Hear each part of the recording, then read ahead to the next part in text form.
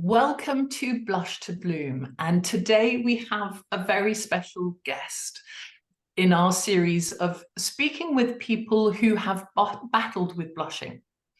And today we have Russell Norris, who is author of the amazing book, Red Face. Russell is a copywriter and an author.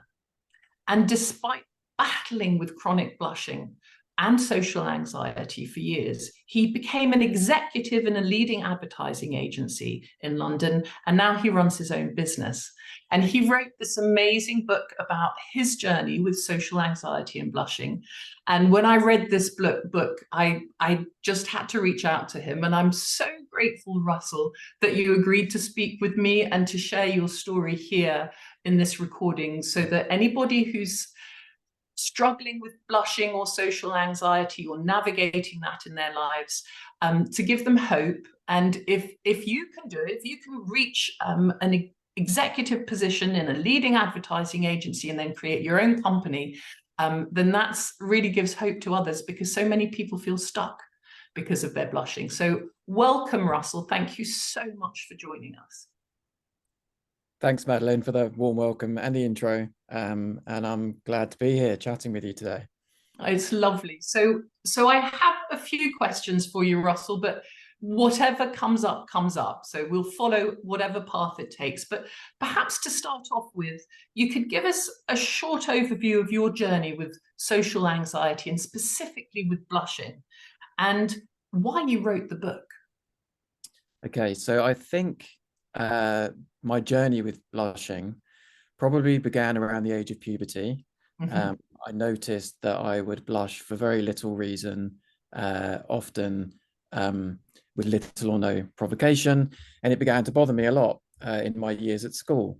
And I developed a fear of it. I developed a fear of blushing in front of other people. And that drove me into some negative behaviors, I think, throughout my school years and also my university years, and negative behaviors when I was out in the workplace. I always go to the word avoidance. I fell into some very avoidant patterns when I was learning, and then when I was out in the real world with a job. And that continued all through my 20s. I was pretty unhappy all through my 20s. As I pushed further into my career, into my 30s and 40s, life changed a little bit for me. I met my wife, I started a family. Life took on kind of a different shape for me. But I reached a point where I suppose must have been about 5-6 years ago, I read a book by an author called Lily Bailey. She wrote a personal account of her struggles with OCD. I read her book, and I remember thinking at the time that was incredibly brave of her to come out and be so candid about what she's been living with in secret for many years. And I thought to myself, would you be brave enough to do the same thing? And just by happenstance, really, I looked at the back of the book at who the publisher was and realized the publisher lived in my area. Mm-hmm. And I reached out to the publisher directly and said, I loved the book I just read. Would you be interested in a similar mental health memoir, but focused on a different area around blushing and the social anxiety it's given me over the years? And I got a positive back from the publisher, and we kind of worked on it together from there, and it became a real thing. I was getting more and more scared as I wrote the book, because the closer we got to publishing day, I realized I was about to come clean about something very, very personal and something that's affected me very deeply over the years. And I almost got cold feet at the end, but we published the book, and I'm glad we did, because the response has been quite overwhelming. I'm so glad you did as well, Russell. And it took huge bravery to do that. It's very interesting that you talk about avoidance, because in the program that I have a group coaching program about called Blush to Bloom, that helps people move through their blushing. And I talk a lot about the avoidance strategies that the shame associated with blushing forces us to do. It's a shame response, which is an avoidance response. And you did the exact opposite by writing your book. And that's what I loved so much. It was so brave, and you faced it, because I talk about walking through the doorway of your blushing. It's only through the blushing that we can come to the other side. So I'm just so grateful that you wrote it, for myself, from learning your story, and for everybody that I know is reading your book or listening to this interview or your other interviews. So thank you for writing it. It was brave and wonderful. Thanks. It did it felt like I had reached a point where I just wanted to talk about it more, because I knew it was probably a wider issue for other people. I hadn't looked into it a great deal at that point, how much blushing might affect, you know, a certain percentage of the population, for example. But I knew it was something that I had lived, and it was something I now wanted to talk about. So Yeah. And people think that they're the only ones. People think, because we don't talk about it, and we're so good at hiding it because of our avoidance strategies, that nobody knows. And because nobody talks about it, it becomes more of a taboo, which generates more shame, which generates more avoidance strategy. So that's one of my missions. That's why I'm so grateful that you accepted this invitation to speak, because we can break the taboo. You know, blushing is a human phenomenon. Everybody blushes. Not everybody suffers with chronic blushing, but everybody blushes. So that's great. Thank you so much. Now, since you've written the book, how has your life changed? How has it impacted you? I think on a kind of a macro scale, once the book was published and went out into the world, into the wild, my life has changed in respect to how many people reach out to me to say hi, how many people reach out to invite me to different support groups. I've joined many support groups actually since writing the book, and I've met you know, an astonishing amount of people, mostly online, mostly digitally, who suffer with very similar problems, who talk about things in the way I talk about them, and you know, have gone through very similar feelings and experiences in their youth, in their middle age, some people into their old age, you know, still talking about blushing, and to what degree it still affects them. So there's been lots of people reaching out, a huge amount of solidarity, which I was very happy with, because that's, you know, one of the big reasons I wrote the book, was to try and reach people who have gone through or are going through the same things that I have. Then I guess, like on a micro level, things have changed for me personally in a positive way. So I have found that since coming out with this problem very, very publicly, I've almost begun to fear blushing less. Yeah. Because I've shared the secret, and it's no longer a secret to carry alone anymore. Yes. And because I fear it less, I'm actually blushing less. Yes. Because people already know. I mean, not everybody knows. Like, you know, the person I walk up to in the street is not going to know this, but my friends, my family, a lot of my co-workers, that they all know that I've published this book. A lot of them have read it, so they know what's going on inside my head a lot of the time, and I feel more comfortable knowing that they know. Yeah. And so it helped me break that vicious cycle of fearing the blush. That is beautiful, and that is exactly because I suffered from erythrophobia, so I suffered from chronic blushing to the point where I would avoid interviews. I would be walking up to an interview, turn around and walk away before I even got there, because I was just so worried I would blush. And I know that you've had similar experiences, and through my self-curing journey, I cured myself now about 30 years ago, now 20 years ago. Now I'm not quite as old as I think. But that's the key. That's the key, because shame stops us. It's that avoidance strategy. It stops us from speaking out. As the moment we start to be the ones to go first, I say go first, the moment we're the ones that speak to our blushing, is the moment of change. Now, it may take a little bit of time, but it is the moment of change. So that's why I wanted to ask you that question. I was really hoping that kind of thing would be in your answer. I mean, we didn't know, we didn't check beforehand, but I want people to hear that. I want people to hear that because you've gone public, you don't fear it as much because you've spoken about it. The fear isn't as big. And then the blushing kind of loses its power to a certain extent and whittles away. That's such an important thing. Thank you so much for that. Yeah, it does take the power away from the blush. It gives it less power over your life. And it's very difficult to make that first move and to talk about the problem you have with blushing. because of the very nature of blushing itself. You don't want to put the spotlight on yourself. Yeah. You don't want to draw attention to yourself, Right. especially in the case of blushing and being afraid of blushing. The last thing you really want to do is call it out yourself, Yeah. because you've been living with people calling it out for you your whole life. Mhm.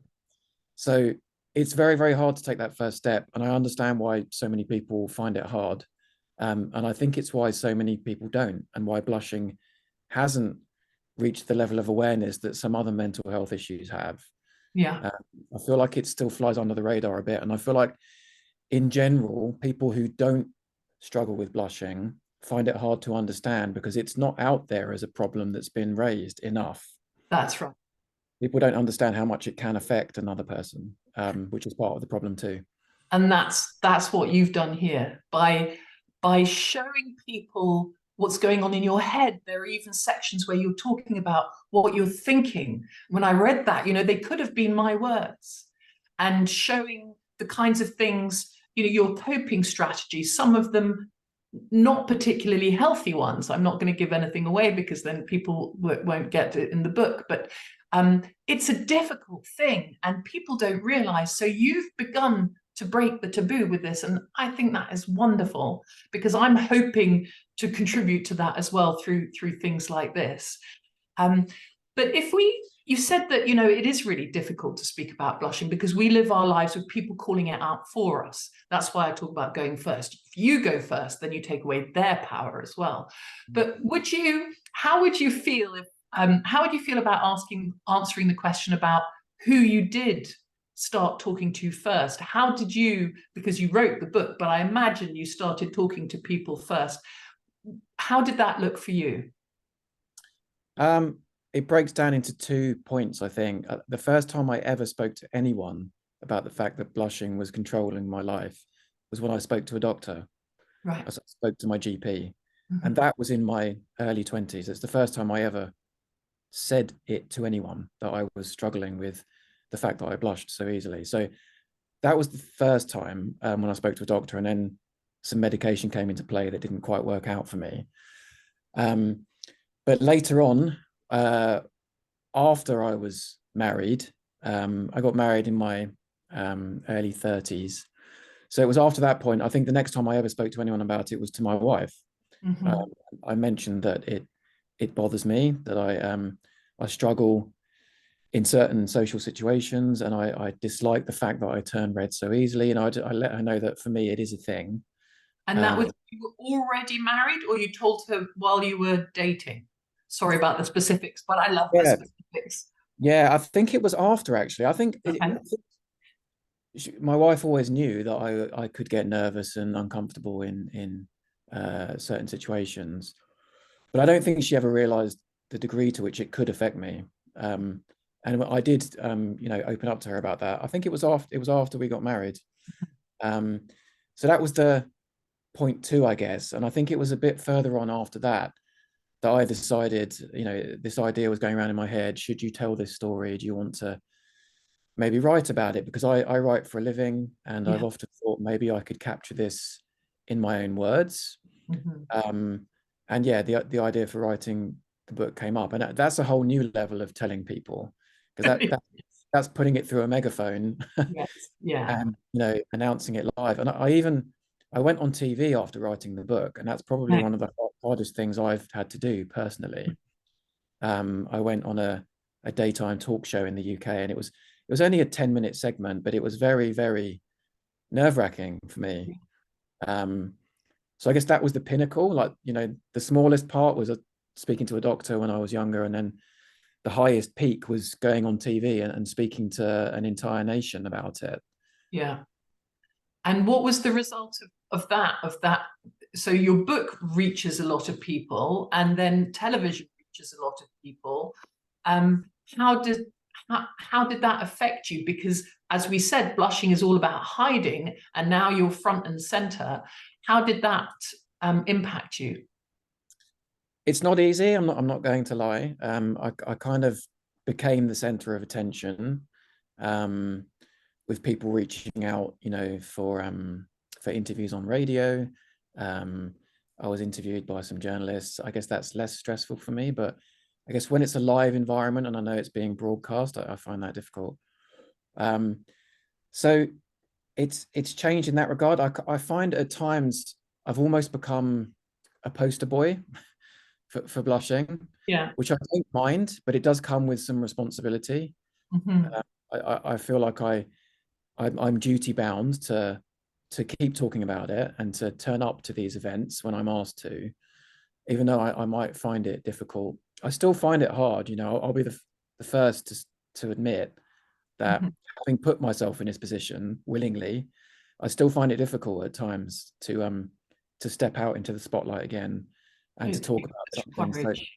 yeah, Yeah. it's because it's still so personal to me, and I have good days and bad days, and if I'm having a bad day, I don't really want the spotlight on my face. Yeah. um but I still push through because I say to myself, like, well, why did you write the book? Why did you come out with it if you're not just going to um keep sticking with the message whatever the weather? So it has affected my life and even my professional life to an extent. There are moments where I think a few months back, I started a new job, for example, and I do think like, oh, is someone going to come up to me with the book at work and say, "You wrote this book, I love it, but I didn't know you struggled with it, and am I going to go bright red in the office, and is it going to be, you know, coming back to haunt me in some ways?" I've got that sometimes in the back of my mind. Will people judge me or look at me differently because I've written such a personal story about, for example, how I find it difficult in the office sometimes? Mm. Will people in the office then be thinking, is he going through hell? Am I making him feel bad? I start thinking I overthink it basically. And I think that's I what a love it. lot of Yeah. blushes do, we overthink.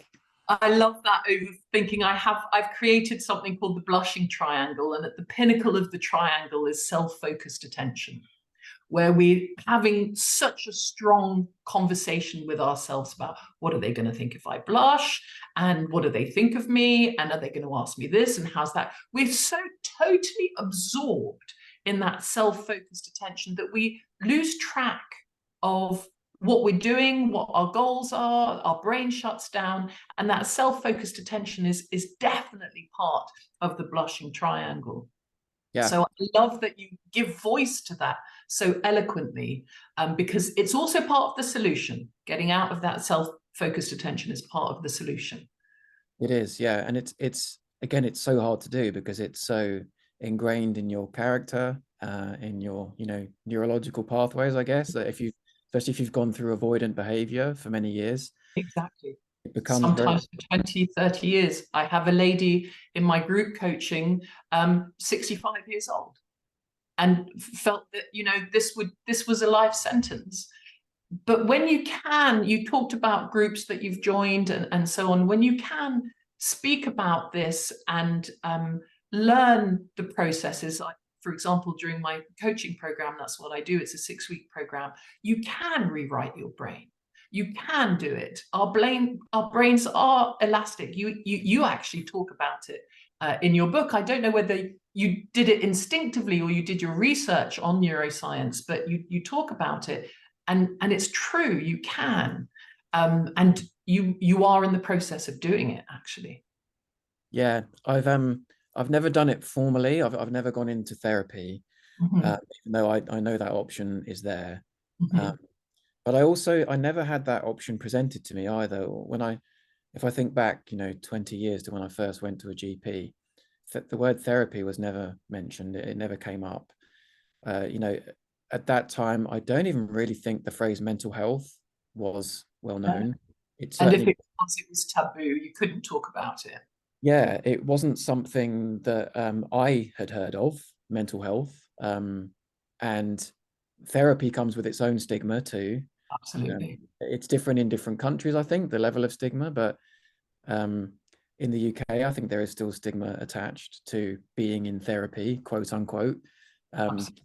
People tend to think you really have to go off the rails and be incapable of, even feeding yourself or looking after yourself to go into therapy. It has a lot of old school connotations, and they're mostly negative ones that are attached to it. It has some baggage.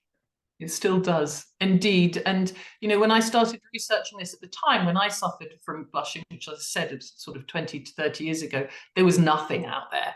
Now that I've started doing this coaching this year, there's still very little out there. There's more, but there's still very little out there. And so that's one of the reasons why I put together in a guide, in a treatment guide, you know, blushing, the top 12 blushing treatments and therapies, because people just don't know. They think a little bit like you, like me as well.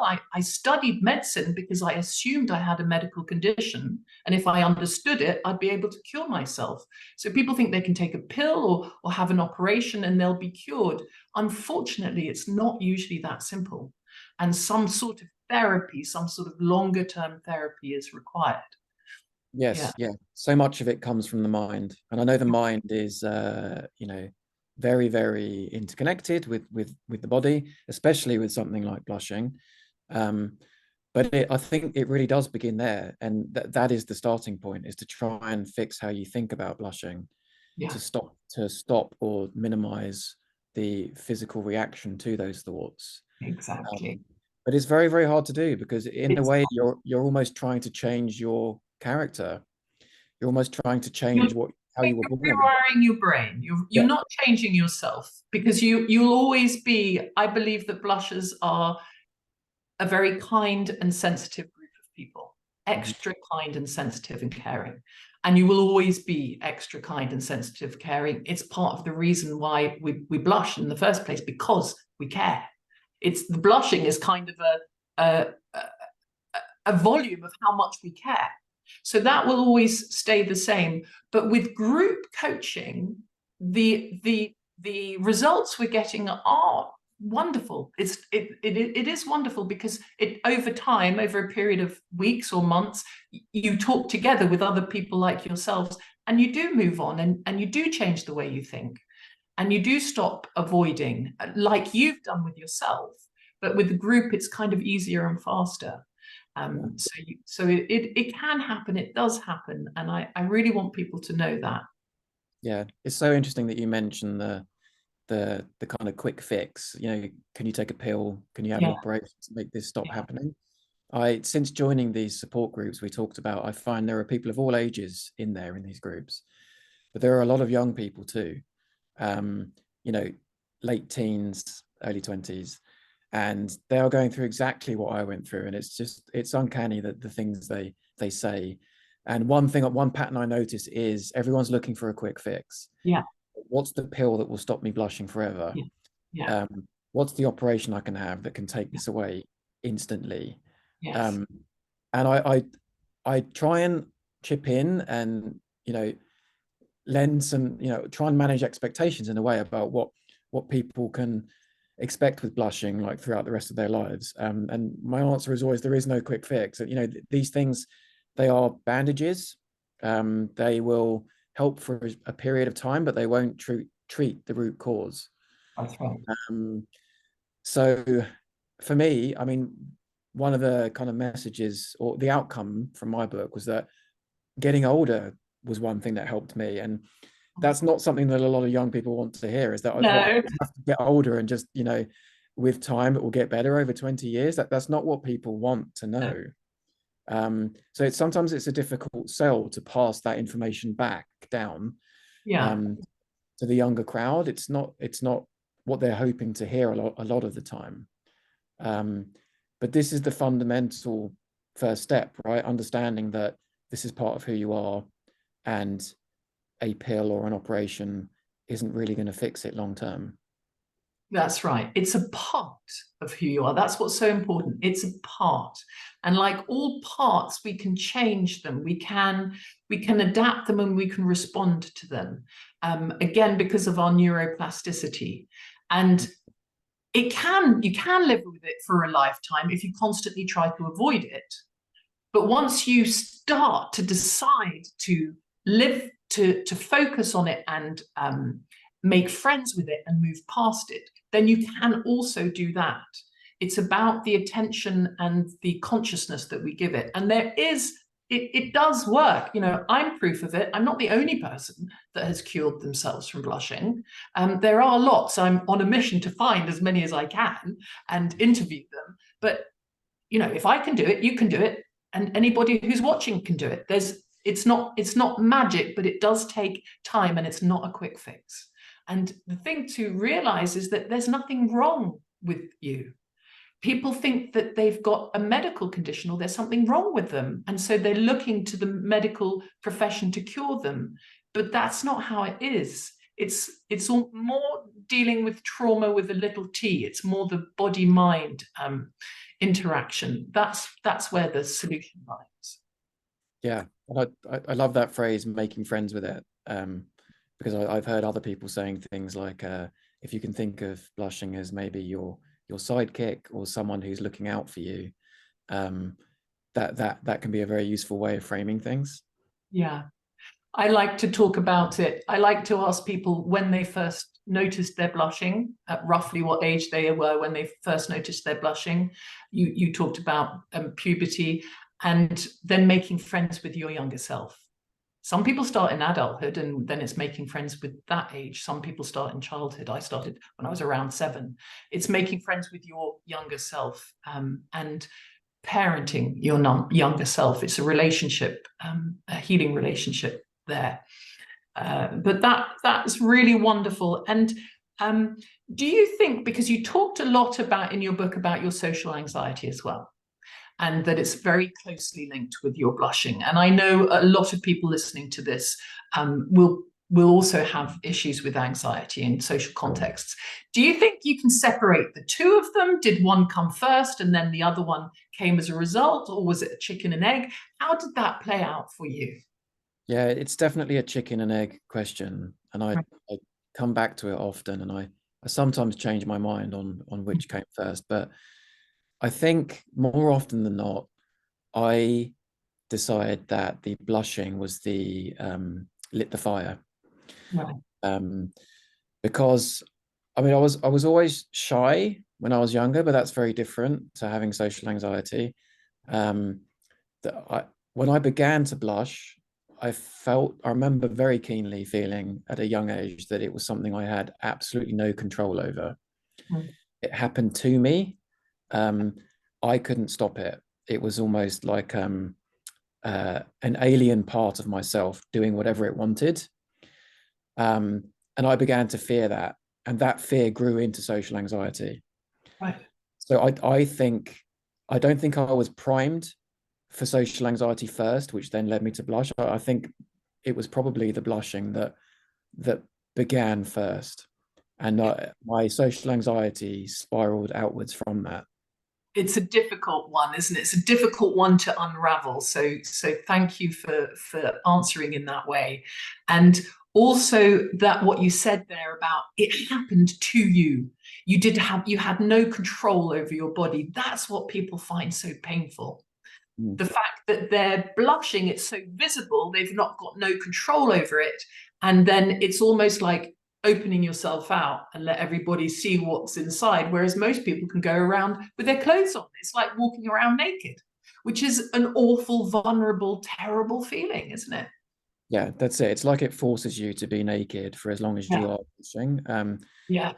In my book, I talk about 2 ways in which I blush, and I think a lot of people relate to that as well. So there's the very quick blush, where you blush and it's intense, but it's gone within 10 or 20 seconds. Uh-huh. And then there's the long blush, which takes time to build and then stays with you stays with me for an hour or longer. It's just there, you know, red blotches everywhere. Yeah. Yes. And then it can be anywhere, can't it? Yeah. And again, we don't want it. We hate it. We push it away.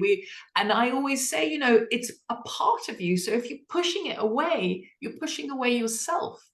And that's not a win-win. So we need to rewire that relationship, and that's what we do. But you describe it so well, and it's so true. And I think so many people are going to be able to relate to what you say in the book and here. I wanted just to bring up the fact that you're a man. You said you're the poster boy, and being male and blushing is there's something special about that. There's something unique about that. And I know that whatever gender you are, blushing is a horrible thing to live with. I'm not belittling it for anyone. But can you speak a little bit to the fact that you're a male and you blush? Yeah, I think men aren't upfront about what's going on inside themselves. I think that's a broad stereotype, but I think it often holds true. So I think people in general who blush are unlikely to speak about it, but men are maybe doubly as unlikely to come out and talk about it, because it's seen as a weakness. It's seen as a vulnerability. And there is something about male psychology that is hardwired against showing vulnerability. I suppose it's evolutionary, but men find it very hard. They don't want to show that they are flawed or that they are weak.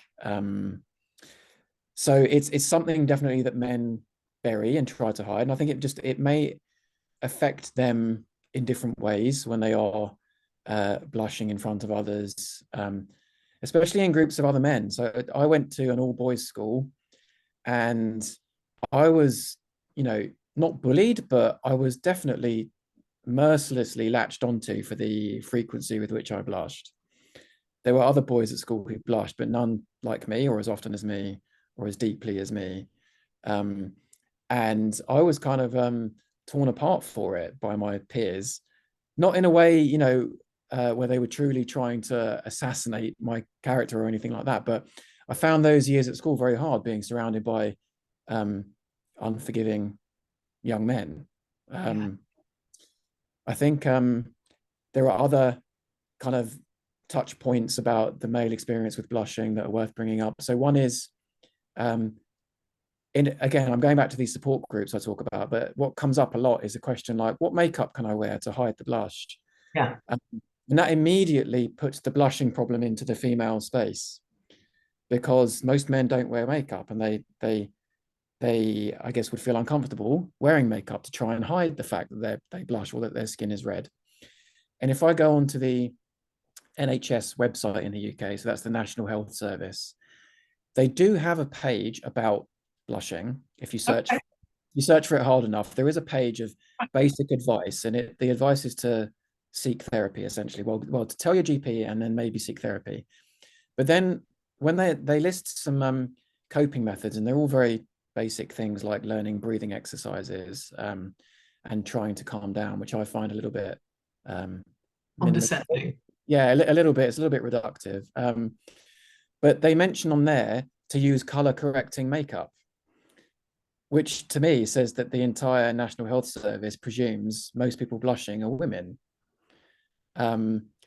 That's, for a man reading that, it almost makes him feel a little bit more hopeless, because the decision has been made that this is a female problem and doesn't apply to him, or shouldn't apply to him. Well, I do have clients that do wear makeup, male clients that wear makeup, but one of the things that they struggle with is that, especially for the thick kind of makeup that's got a green tinge that people advise, it's visible. And so what they struggle with is, I'd almost prefer just to let the blush come out, as bad as that is, because if somebody's sitting next to me and they see that I'm wearing makeup, that feels even worse, because then that self-focused attention in their head starts telling them, what do they think of me if I'm wearing makeup? So I think there is an added layer of complexity, definitely, for men. And usually you've got shorter hair. Us ladies, we can just cover our heads we can do all sorts of things with makeup, with hairstyles. There's all sorts of things we can do. So I think men have got less tools. And as you've said, for women, it's kind of accepted. Now, from me growing up, one of my big things, you've talked also about blushing when there were members of the opposite sex, when you were puberty, but blushing, being a woman in a very male dominated area, I was in the science field, I found incredibly difficult because of that power play. that's how I experienced it. Whether it was really like that, I don't know. That might have been my self-focused attention. So it's also very difficult for women. That power play is very difficult, with kind of sexual energy and that kind of thing. It's very complex. But I think we men and women do suffer from it from different perspectives.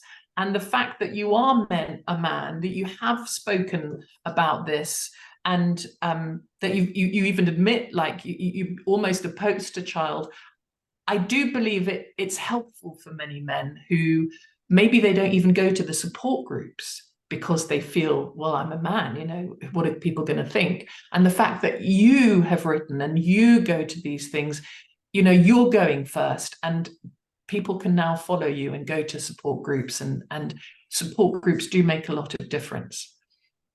Yeah, I find from the number of people who reached out to say, your experience was so similar to mine.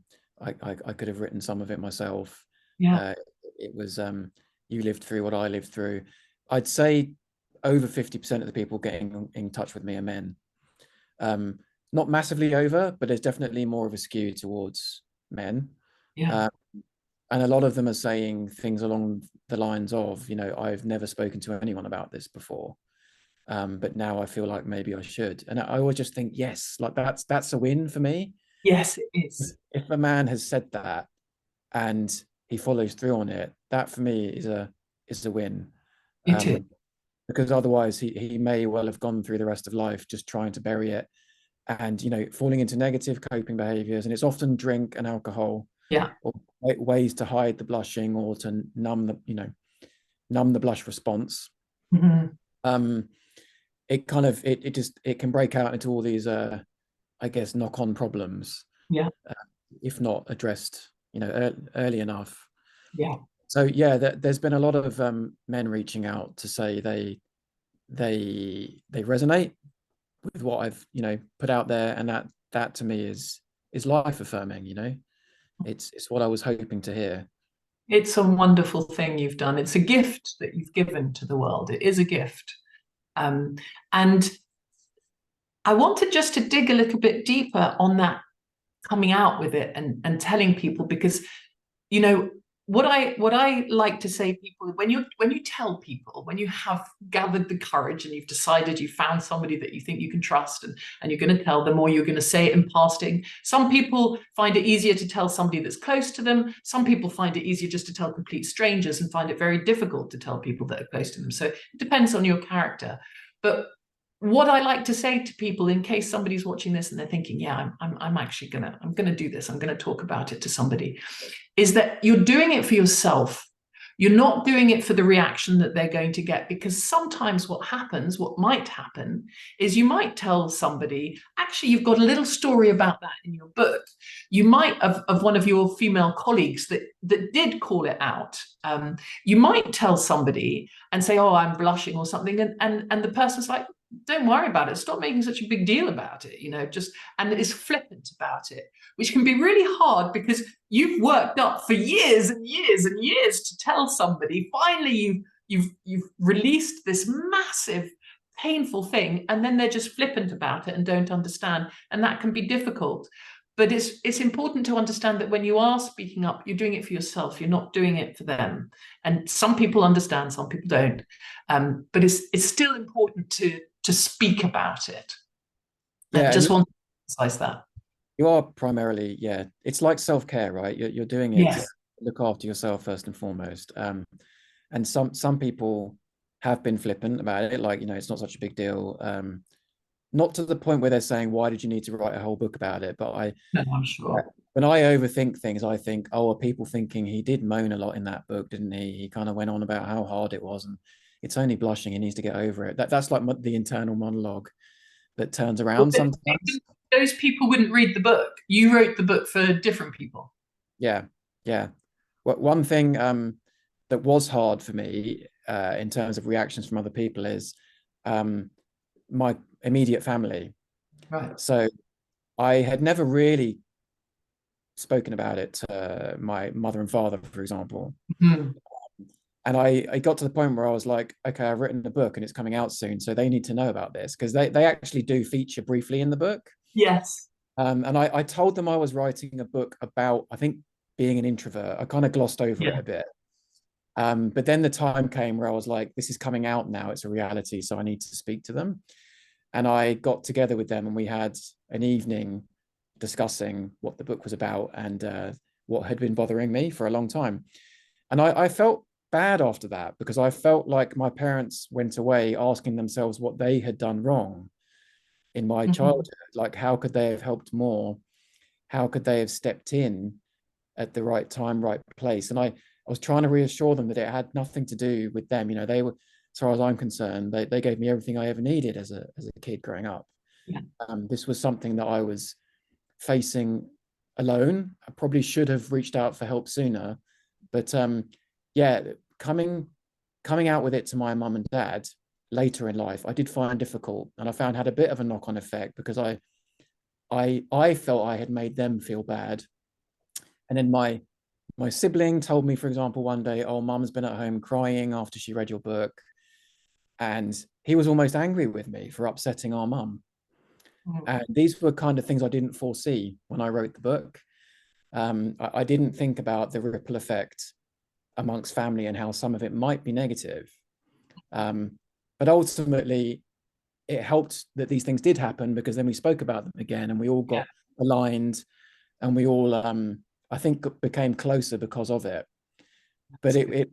but it wasn't an immediate closeness. We have kind of had to work through it for a few months after the book came out. Yeah. So it has affected, you know, some quite close areas of my life since it came out, but ultimately in a good way. Yeah. And none of this is easy, is it? None of this is easy. Oh, But speaking about it is difficult, and then dealing with the aftermath is difficult. And even for your mum, going through that pain and that sorrow because she was, she felt sorry for her son and sorry for herself. But we need to go through those. And I love that ultimately, and it hasn't actually been that long because when did it come out? I've just discovered it's it, been, but when did it come out? it's been out for just over 2 years. Yeah, so it's still early days. But Yeah. ultimately you were able to move through it and be stronger because of it. And we do have to go through the pain to get through the other side. Same with blushing, same with all growth. Unfortunately, it's never easy, but it And just adds to your courage for actually doing it, because maybe some people might have decided not to do it because they were worried about their family, but this book needed to be written. It needed to be written. So I'm so glad that you wrote it. I think you touched on earlier that you were looking for books on blushing earlier in life and they weren't there. Yeah, Uh, I had exactly the same experience. I remember because I've always been a reader, I've always been a bookworm.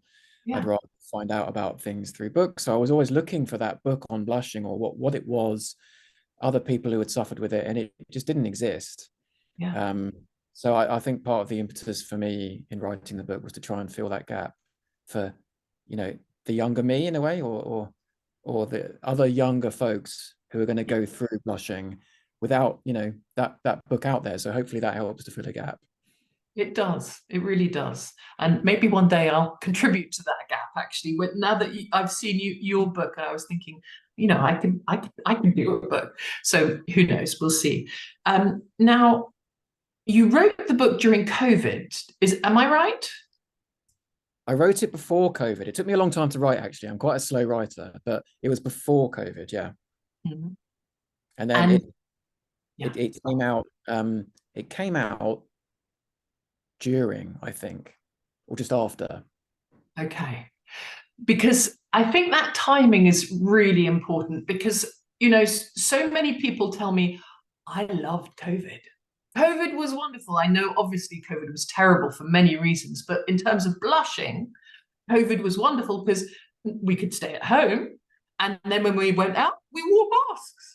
Wasn't Yeah. that fabulous? Because you could hide behind it. And when I was reading this and you were talking about COVID, and at the end, it seems to be like, okay, now that the world has changed, the way we work has changed, we can do more online work, and so that's good for your blushing. I was thinking, Now that COVID is behind us and we've got meetings again and all the rest of it, how did COVID affect your blushing? And now that it's finished? So during COVID, yeah, you're right. I found things easier. I found it easier to work with clients and colleagues on Zoom calls, just much easier. I barely blushed at all, really, in those scenarios. For me, it's always been a very physical thing. If I'm in the room with other people, that's when it affects me the most. Yeah. Now that COVID's over and a lot of people have adopted this hybrid working model where it's a few days in the office, a few days from home. Depends what industry you're in, I suppose. But in my industry, it's about 2 or 3 days in and the rest of the week out remotely. I've been finding the transition a little bit difficult, if I'm honest. I was working from home for almost, I guess, 2 years, almost 3 years maybe. Going back hasn't been the easiest thing. Because I'm right back there in the room presenting sometimes to like 10 people sitting at a desk, and the old fears come back, and I worry about what people are going to think if I'm going bright red during the presentation. So it's not been easy transitioning back, but I'm definitely not the person now that I was before or earlier in my career. I find it easier, not easy by any means, but simpler than it used to be. It's one of those muscles that I personally have to keep flexing. I could easily say to myself, I want to be remote for the rest of my career, but I just feel like that will make it harder when I do have to go back in and go to a meeting or a workshop or an offsite or whatever it is. I think that will just get harder each time, the less I am going into an office. So I know it's something I need to keep working at and a muscle I need to keep flexing. It's not been particularly easy, but I don't know what your experience has been like back at the office, but there are less people in the office these days, which helps me anyway. I find the office a little bit quieter, which helps. But yeah, in my book, I mentioned beta blockers. Yes. And I used to sometimes take those when I was finding office life overwhelming. I went through a long period of not taking them during COVID, but I have found since going back to work in the office that there have been occasions where I've needed to kind of sit back on a beta blocker to make sure I can get through a tough meeting. But I'm very aware, and I'm always telling myself it's like a band-aid. It's a short-term crutch. Call it a crutch. Yeah. And it's a good crutch. You know, we all have our crutches. And I believe that they're good to have them to get you over the particularly difficult bits, to get you over the hump, as long as you don't start relying on them. Because then you, again, like you said, it's a band-aid, and you'll be stuck with it for the rest of your life if you rely on the crutch. But crutches are necessary to get us through, just like doctors, coaches, therapists, they're all crutches too, to get you through the humps. And then the rest of the time you're flying solo. So I loved the way you described that in the book, and I thought it was really helpful. I really think your attitude towards the beta blockers was so healthy, and I really liked the way you wrote about it. I think it was an incredibly important message that you put there. And the other thing that I loved so much was, I think you were in your 30s or 40s, and you kind of said to yourself, I'm going to start taking the hard path. I want to move up. I want a more interesting job. I want to rise up. I know it's going to be hard, but I want to choose the hard path. And that, I thought, was such a fantastic message. And I found it so uplifting and so important. Would you care to speak to that a little bit? Yeah, I think I just reached a point in life where I was tired of walking away from things or walking around them. I just wanted to kind of, I guess, walk towards them head on, which is something that I've always found hard, literally hard at some points. I mean, in the book I mentioned there was a point when I developed a very specific fear of walking through a door. Yes. I found it hard to enter a room when I knew there were people on the other side and they'd all turn around and look at me as I entered. That became a very specific phobia I had, and it became a bit of a metaphor for me that I'm not walking through doors. I'm not going into new rooms. therefore I'm being kept on the outside, and it's something I'm going to have to change if I want to move forwards in life, and grow my career and just grow as a person. So like we touched on earlier, the hardest step to take is the first step towards something that makes you uncomfortable. But until you get closer to it, it's always going to have that power over you, like we mentioned earlier. And I think every step nearer to it reduces its power. I can't say specifically when it happened. I think I just got to midlife, or maybe it was an early midlife crisis. I don't know, but I just decided I'd been avoiding for too long, and I didn't want to avoid anymore. And I think for me, a lot of it had to do with becoming a parent as well, and having children, and knowing that I can't avoid things because it will have direct impact on them as well, and that I need to move in a different direction, in a different phase of life. So that's, I guess, one personal turning point was becoming a parent. But it was before then that I decided I wanted to kind of walk towards things more. But I couldn't put an exact moment on when that happened. I think it was just a point in life. A natural progression. Yeah. Walking towards it without realizing it, and then there were some doorways and you walked through them. And I loved it because I talk about blushing is the doorway through which we have to walk to reach our magnificence, to unlock our potential, and do the things that we're supposed to do, because I believe that we all got a mission in life. And I think that this was one of your missions. I do believe that this was one of your missions, and it needed to be written. And there will be a before this book and an after this book for people who suffer with this. And we may be the minority, blushes is not, I don't think even the statistics are really particularly reliable, to be honest, because they're mainly focused on social anxiety, and I don't think they're particularly reliable. But hopefully, because of this, more people will start studying about blushing. And you did walk through the doorway of your fear, both for your career, writing this book, and for many other things. And if you can do it, other people can do it. And that's why it's such an inspiring story. Well, thank you. I'm glad you feel that way about it. It's definitely a case of trying to encourage others to talk about blushing. And it feels like everyone who's contacted me, they've kind of said their goal is to talk about it more, even if it's just one person, to try and ease some of that pressure that they've been carrying around with them for so long. So that is definitely step one, but also just wider awareness, I suppose, is step two. The more people talk about it, the less of a hidden secret it becomes. And I'm with you on the statistics. I think they aren't particularly illustrative of what's really going on. They are very closely tied to social anxiety, as you say, but I think people don't step forwards to acknowledge that their blushing is bothering them to the degree that it is. So it's not recorded and no one knows. So yeah, the figures aren't really there. No, I think so.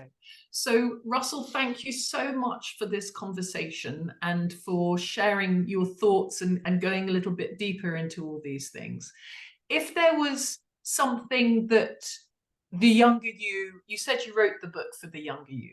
If there was now that you've written the book, if there was something for the younger you or somebody watching this and relating to what you're saying, what would be one piece of guidance that you would have given yourself or that you would give to somebody watching this? I think it would all revolve around caring less about the fact that I blush, because it really did own me for a long time. Caring less about the fact that I blush and not letting it define me as a person. I know that's an abstract thing to say to a younger person. How do you necessarily put that into practice? I also say trying to turn a curse into a blessing. Yes. So what I used to think was a very personal curse, I now think of as a very personal blessing, because it's led me down a certain path in life, and I'm grateful for where I've ended up. And I don't really know if I would be where I am now unless I was a blusher. So Thank you. I try to see it as a blessing and not a curse. Yeah, I believe that. I believe that.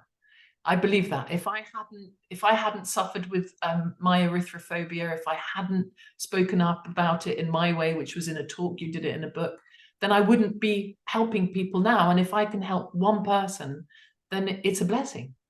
So I totally agree. And I think it's true for so many people that our challenges become our mission in some way or form. So Russell, thank you so much. Now, if people, you have your own company, you have your own business, you're a copywriter. If people want to reach out for you, either for business or for I don't know, you talked about sort of coaching support or blushing support. Where would they find you? So the best place is going to be on Twitter, or I guess X as it's now called. They changed the name, didn't they? Oh, I don't know. I Yeah, don't. they changed the name to X. So Twitter or X. I'm known on there as Ruz. That's RUZZ_Norris. Okay. So that's where I talk the most about blushing. That's where I have the discourse going. So I'm on Facebook and Instagram, but those are more kind of personal spaces for me. So the best place is Twitter. All right. So I'll be sure to include that where we post this so that people can follow you. And if you haven't read this book, do read it. It's an amazing book. It's an empowering book. It's raw, and it needs to be read. It's a really important book to read. And Russell, again, thank you so much for joining us. Thanks for talking to me, and thanks for the work that you're doing behind blushing as well. Oh, it's a joy and a privilege for me. Thanks a lot, Russell. Thank you.